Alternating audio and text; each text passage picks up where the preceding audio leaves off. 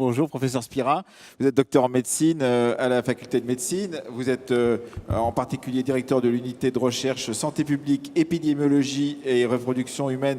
Vous l'avez été entre 86 et 97 et vous êtes spécialiste, entre autres, des questions de sexologie. Je vous laisse la parole pour représenter, quand je dis sexologie, sexualité, mettons, vous êtes spécialiste de ces questions-là. Je vous vois faire la moue à propos de la question de sexologie. De comportement sexuel. De comportement sexuel, effectivement. Je vous laisse la parole. Bonjour tout le monde. Merci beaucoup pour votre invitation. Avant toute chose, je voulais excuser Jérôme Gage, avec lequel j'étais censé venir, mais malheureusement, il est pris par une obligation de dernière minute. Comme vous le savez, les campagnes électorales impose des agendas un tout petit peu surprenants. Et d'autre part, je vais vous parler de la santé, du programme santé de Benoît Hamon. Et je voulais juste vous informer que demain matin, à 11h, Benoît Hamon va présenter l'ensemble de son programme, dont l'intégralité du programme santé. Et donc, pour lui laisser quand même quelques effets d'annonce... Vous ne direz pas tout. Je ne dirai pas tout dans le moindre détail. Alors, le programme de santé de Benoît Hamon, vous en avez déjà entendu parler, puisque Benoît Hamon a eu le mérite d'introduire la santé dans le débat des primaires, ce qui était une chose inhabituelle. Et personnellement, en tant que professionnel de santé, ça faisait des décennies depuis que je participe à des campagnes électorales, et j'étais très jeune, qu'on espérait que la santé viendrait au premier plan des discussions au moment des élections présidentielles. C'est effectivement le cas, puisque Benoît Hamon, comme vous le savez, a parlé des perturbateurs endocriniens, du sport à l'école, de l'alimentation, de l'agriculture bio ou des déserts médicaux. Et puis... la bourde, puisqu'on ne peut pas l'appeler autrement, de François Fillon lors de la primaire, a amené le débat sur le financement de la sécurité sociale, débat qui n'a pas volé très très haut, et qui a failli dévier les questions de santé et les restreindre uniquement aux questions de financement. Or, ce n'est pas à vous que je vais apprendre que les questions de santé ne se réduisent pas aux questions de financement, et même si on ne peut pas dire que la tendance suivra et qu'on en fasse uniquement selon le bon vouloir, le bon désir des patients et les bonnes volontés des professionnels de santé, les questions de financement sont extrêmement importantes compte tenu de l'ampleur des enjeux. 250 milliards d'euros par an, ça n'est pas rien.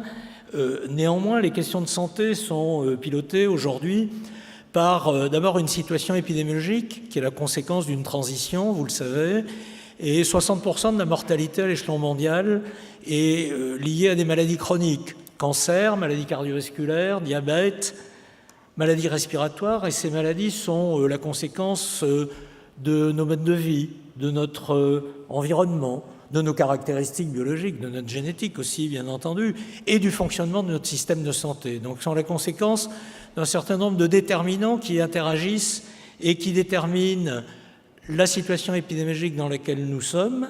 Majoritairement, ça ne veut pas dire qu'il n'y a plus de maladies infectieuses, et nous avons aussi des propositions concernant les maladies transmissibles et les maladies infectieuses, mais le gros de l'affaire, si j'ose dire, c'est ce qu'on appelle les maladies chroniques non transmissibles ou maladies chroniques non infectieuses. Devant ce tableau, des mutations sont nécessaires. Alors on a de la chance parce que les questions de santé sont prises en charge par des personnels sanitaires, médicaux, non médicaux, par des personnels administratifs dont les métiers évoluent au gré des pathologies et d'autre part au gré des savoirs et au gré de l'évolution des technologies et au gré des moyens qui sont disponibles. Donc tout ce système est en permanence évolutif et il le restera éternellement. Néanmoins, dans ce système en permanence évolutif, il y a quelques constantes, quelques invariants, dirait Lévi-Strauss. Le rôle du tabac, la consommation de tabac, le rôle de l'alcool, le rôle de la sédentarité. Mais le rôle de l'environnement, par exemple, est quelque chose qui a évolué très très rapidement, et qu'il s'agisse de l'air, de l'eau, des produits chimiques qui nous entourent. Ceci constitue des défis importants. C'est la raison pour laquelle le programme santé de Benoît Hamon est d'abord orienté vers la prévention. Et je vais vous donner quelques exemples de mesures. Ce n'est pas qu'un mot, on met un ensemble de mesures concrètes autour de la prévention. D'autre part, il faut accéder au système de santé. Il faut avoir des droits pour accéder à ce système de santé, pas seulement pouvoir accéder à une mutuelle, accéder d'abord à l'assurance médicale obligatoire.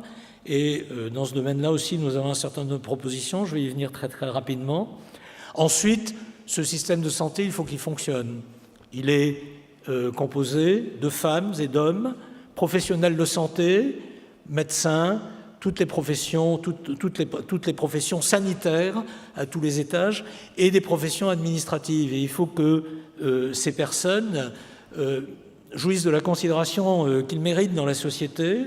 On sait qu'on a la chance d'avoir des professionnels de santé, des professionnels administratifs qui sont de très grands niveaux de qualification dans ce pays. C'est un atout qu'il faut conserver, qu'il faut protéger. Ça veut dire qu'il faut se préoccuper des conditions de travail, bien entendu, qui se sont beaucoup dégradées, en particulier depuis 2001, depuis la mise en œuvre des 35 heures, vous le savez. Et donc, nous faisons des propositions dans ce sens-là aussi. Mais il faut que ça se fasse dans des structures qui soient adaptées, qui évoluent, dont les locaux soient entretenus. Et tout ça, et j'aurais fini de dresser le tableau général, il faut que ça se fasse dans un système ouvert, dans un système transparent auquel tout le monde participe. Donc nous tenons beaucoup, même énormément, et encore plus que ça, à la participation des usagers, à la participation des patients, et nous souhaitons continuer les évolutions pour donner une plus grande place à ce qu'on appelle entre nous la démocratie sanitaire pour garantir les droits des usagers. Alors voilà les chapitres autour desquels s'oriente le programme de Benoît Hamon, et je voudrais très rapidement vous donner quelques pistes. J'ai d'abord parlé de la prévention.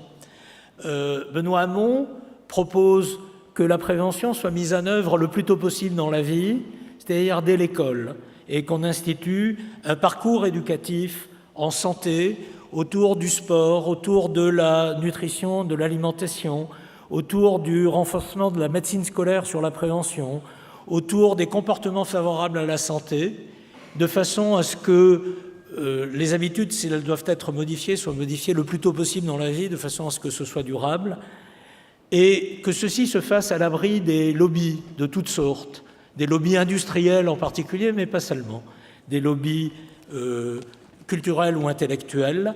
Donc nous interdirons l'entrée des lobbies dans les cours d'école. L'activité physique, ça a déjà été développé de maintes reprises par Benoît Hamon, sera quelque chose favorisé. Nous souhaitons rembourser l'activité physique en prévention secondaire, en particulier pour les malades porteurs de maladies chroniques.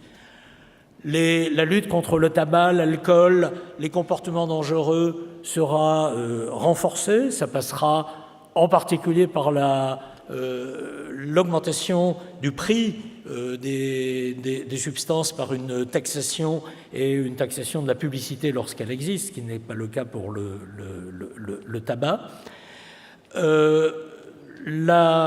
Cette prévention renforcée reposera aussi sur une politique vaccinale renforcée et sur une politique de soutien au dépistage de masse. En ce qui concerne un fléau qui n'est malheureusement pas encore derrière nous, mais pour lequel les instruments de contrôle sont maintenant à notre disposition, je veux parler de l'infection à VIH et du sida, nous nous situerons dans les pas de l'Organisation mondiale de la santé qui fixe comme objectif de la fin de l'épidémie de sida en 2030. Ceci est déjà le cas dans certaines régions, en particulier à Paris ou dans la Seine-Saint-Denis, et nous souhaitons inscrire cet objectif pour l'ensemble de la France pour 2030. Et pour concrétiser tout ceci, nous proposons que le budget de la prévention apparaisse clairement et explicitement dans la loi de financement de la sécurité sociale, c'est-à-dire dans l'ONDAM où, comme vous le savez, si on veut trouver le mot prévention, il faut cliquer sur un certain nombre de chapitres qui s'appellent Fonds d'intervention régional ou PRAPS et passer par des sigles incompréhensibles avant de savoir qu'on s'intéresse à la prévention. Bien entendu, le budget de la prévention apparaîtra clairement et nous souhaitons qu'il ne diminue pas au cours des ans, donc qu'il soit protégé par une règle d'or empêchant une diminution de ce budget, ou plutôt empêchant que l'augmentation soit inférieure à la moyenne de l'ONDAM. Nous souhaitons garantir un environnement favorable. Ceci a largement été développé, comme mon temps est très compté, je ne vais pas m'étendre sur ceci. Et je voudrais vous parler de 3 sujets maintenant qui sont les sujets phares du programme santé de Benoît Hamon. C'est d'une part la lutte contre les déserts médicaux. Comme vous le savez, les problèmes de démographie médicale et de disponibilité des services de santé, donc pas seulement de médecins, mais de toutes les professions médicales et qu'on appelle paramédicales, selon un terme pas satisfaisant du tout, pose un problème dans certains territoires, dans ce qu'on appelle donc les déserts médicaux, qui sont en réalité des déserts sociaux, des déserts économiques, des déserts culturels et des déserts sanitaires, et pas seulement des déserts médicaux. Donc nous proposons une série d'actions de soutien aux professions sanitaires pour pouvoir s'installer dans ces zones-là. Et surtout, nous souhaitons travailler sur une base de concertation à l'échelon micro-territorial, parce que ces déserts sanitaires et déserts médicaux sont très souvent des petites zones, et nous souhaitons associer à ces réflexions les professionnels de santé, bien entendu, les élus territoriaux, les maires, les conseillers départementaux, les députés, les sénateurs et toutes les personnes ayant des responsabilités à l'échelon territorial, et bien entendu les usagers, pour faciliter l'installation de nouveaux modes d'exercice, qui existent déjà mais qu'on souhaite amplifier les maisons de santé pluridisciplinaires ou les centres de santé. Et puis au besoin, nous souhaitons que l'État intervienne en permettant le recrutement de médecins salariés si les médecins ambulatoires et libéraux ne sont pas en nombre suffisant pour garantir une couverture sanitaire suffisante à l'ensemble de la population. Le deuxième, je voudrais juste sur ce point-là, puisqu'on fait souvent le lien, je suis dans les temps, ça va, le lien avec les zones surdotées, donc les zones sous-dotées, les zones surdotées, et contrairement à ce qui est répété à l'envi dans les médias, Benoît Hamon ne propose absolument pas le déconventionnement des médecins en zone surdotée. Ce que nous proposons, c'est qu'en zone surdotée, le conventionnement de nouveaux praticiens ne soit pas automatique, excusez-moi. Je ne vais pas faire de lapsus sur ce sujet-là. Ne soit pas automatique, mais qu'il fasse l'objet d'une concertation. Et pour aller un tout petit peu plus loin, nous proposons même que dans les zones où on ne trouve pas d'accès en secteur 1, c'est-à-dire qu'il existe un accès en secteur 2 pour certaines spécialités que je ne nommerai pas, je ne veux pas me faire trop d'ennemis, nous proposons que dans ces zones-là, l'installation de nouveaux praticiens ne soit autorisée qu'en secteur 1. Donc ils peuvent toujours s'installer, mais s'ils veulent s'installer en secteur 2, il faut qu'ils aillent dans des zones où il existe une zone en secteur 1 qui soit suffisante. Le deuxième sujet dont je voulais vous parler, c'est celui de l'accès au système de santé, donc des droits en santé et du système de couverture et de prise en charge. Alors pour l'accès aux droits, vous savez que ceci peut être très problématique pour des catégories de population pauvres ou précaires. Je veux parler de l'aide médicale d'État, de la CMUC, de l'aide complémentaire santé, pour faire vite, et vous connaissez tous ces dispositifs. Nous proposons une simplification extrême de l'ensemble de ces dispositifs et dans toute la mesure, une automaticité d'accès aux droits. Il n'est pas supportable que des personnes ne puissent pas accéder soit à l'aide médicale de l'État, soit à la CMU-C, soit à l'aide complémentaire santé, parce que les systèmes d'accès sont d'une telle complexité qu'à peu près la moitié des personnes y renoncent. Un tiers pour la CMU-C, les 2 tiers pour l'ACS, et on ne sait pas combien pour l'aide médicale de l'État. Nous souhaitons, d'autre part, qu'une fois que cet accès aux droits en santé est autorisé, les personnes puissent accéder à des systèmes de prise en charge par l'assurance médicale obligatoire et par les assurances complémentaires de façon satisfaisante. Donc, nous souhaitons que l'assurance médicale obligatoire demeure le socle essentiel du financement de la santé, mais qu'il ne soit pas le seul, bien entendu, et qu'il y ait une place pour des assurances complémentaires, en particulier pour des mutuelles, dans une meilleure articulation avec la sécurité sociale, mais de façon à ce qu'on ne maintienne pas des dispositifs qui ont été mis en place pour être soi-disant dissuasifs et qui ne font que pénaliser les plus pauvres. Nous proposerons de supprimer les franchises médicales, les franchises de 1 ou 2 euros, les franchises de 50 centimes, qui, vous le savez, représentent un budget important, en particulier pour les personnes qui sont en affection de longue durée, en ALD. Le coût de cette mesure est extrêmement important, mais ça nous paraît une mesure de justice sociale et finalement dont on peut se demander si elle ne sera pas coût efficace plutôt que simplement coûteuse. Et puis le troisième sujet sur lequel je terminerai très rapidement, c'est celui de l'hôpital. J'en ai dit quelques mots.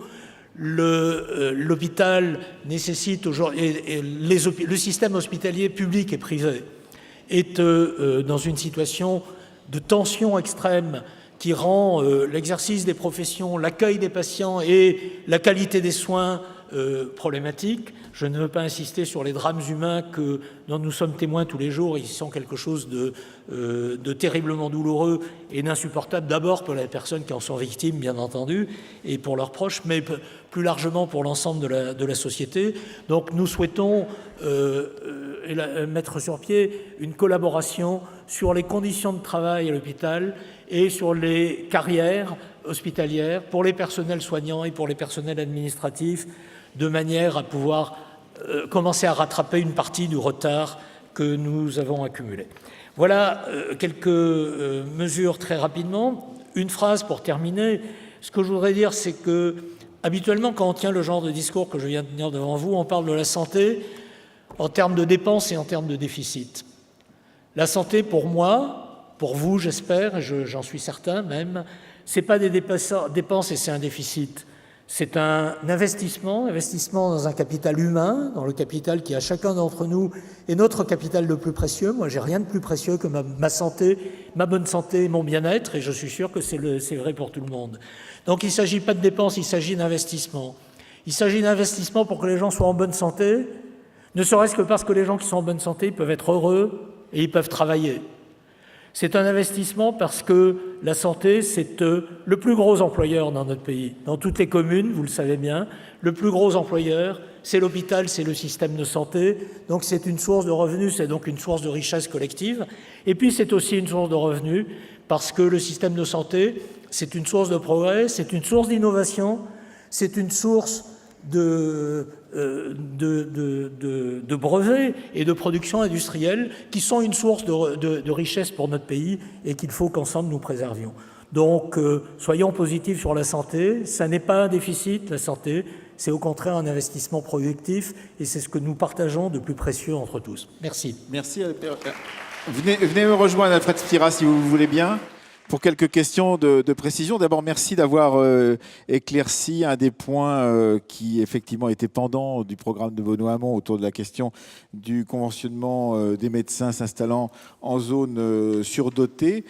J'ai quelques questions à vous poser parce que vous êtes face à des petites et moyennes mutuelles qui ont été visiblement très mises à mal, ou du moins elles le considèrent comme telles par les dernières années du gouvernement de François Hollande. Est-ce que vous pensez effectivement qu'il y a un moyen pour refaire rentrer ces petites et ces moyennes mutuelles dans le jeu, elles ont l'impression d'avoir été écartées au profit de grandes structures mutualistes et assurantielles privées, en particulier par la loi Leroux ou par des lois comme ceci. Qu'est-ce que vous pensez de cela et qu'est-ce que le candidat Benoît Hamon a choisi de faire dans la lignée ou pas de ce gouvernement qui se termine?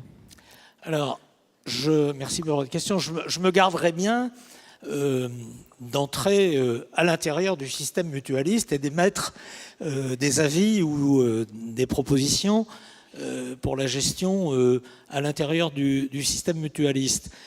Ce qui nous anime, ce qui anime Benoît Hamon dans toutes les parties de son programme et pas seulement sur la santé, c'est d'abord d'essayer de fixer des lignes qui pourraient servir de support à de la concertation. Pour les déserts médicaux, je vous ai parlé de concertation sur des micro-territoires.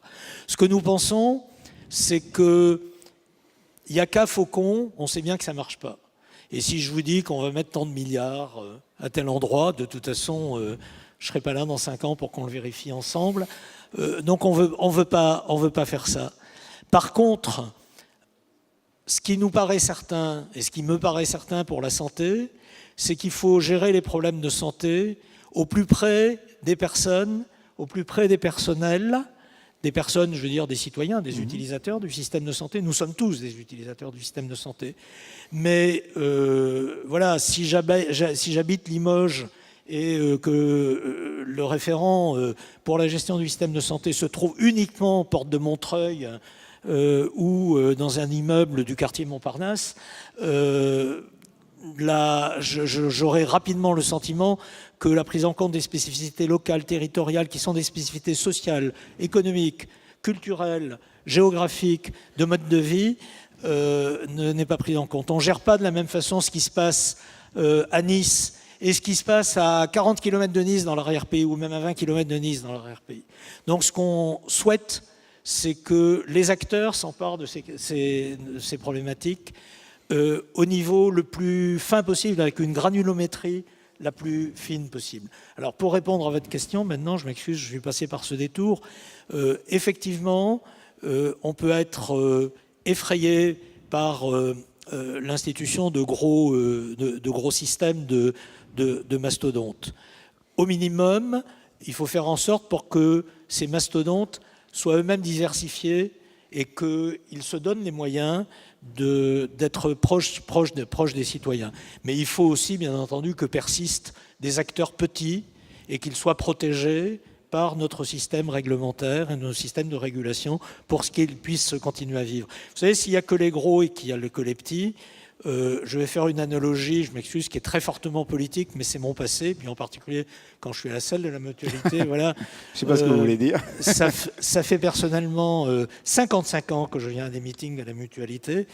Vous connaissez les notions de paupérisation absolue, de paupérisation relative, et si les systèmes se concentrent, les plus gros deviennent de plus en plus gros, ou en tout cas de plus en plus riches, et les petits finissent par disparaître, ou en tout cas deviennent de plus en plus pauvres. Vous avez noté peut-être, enfin vous n'étiez pas là toute cet après-midi comme nous tous, mais que en fait, beaucoup des candidats de gauche, de droite, d'extrême gauche ont des points communs.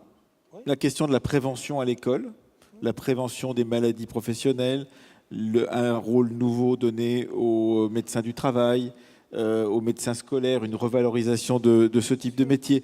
La lutte contre les déserts médicaux, effectivement, ça fait partie, disons, c'est une sorte d'exercice obligé aujourd'hui que de dire cela. Après, on voit bien que quand on affine la focale, ça n'est pas la même réponse qui est donnée, mais que le diagnostic est le même. Est-ce que, selon vous, ça peut augurer d'un début de discussion commune, d'une table ronde possible entre tous les professionnels de santé, ou est-ce que ça ne suffit pas pour pouvoir justement permettre un début de consensus qui permettrait de faire un socle sur lequel on pourrait discuter? Oui, ça permet tout à fait, c'est un début de consensus, modulo la préservation d'un certain nombre de valeurs. Nous, nos valeurs, c'est la lutte contre les inégalités, c'est la solidarité, et c'est la place primordiale de la puissance publique. Voilà. Ça veut dire que ça se traduit par un certain nombre d'actes. Moi, je vais juste vous raconter une petite anecdote, puisque je participe à de très nombreuses réunions ces jours-ci où on est comme ça. Alors, au début, j'ai essayé d'aller écouter les représentants des autres candidats. Et quand j'entends proposer la suppression de l'aide médicale de l'État, quand j'entends proposer l'instauration de cartes vitales biométriques, je me dis qu'on ne partage pas beaucoup de valeurs. Voilà. Donc, nonobstant le respect effectif de ces valeurs fondamentales, effectivement, le dialogue est possible. Mais il faut que ce primat donné à la promotion, à la prévention, par exemple, qui est une vieille ancienne depuis tout le temps, on entend ça. Oui, ça fait très longtemps qu'on entend. Voilà. Il faut que ça se traduise par des choses extrêmement concrètes. Par exemple, je vous dis, ce que nous mettons en avant, c'est l'inscription de la prévention et du budget de la prévention et la protection du budget de la prévention dans la loi de financement de la sécurité sociale.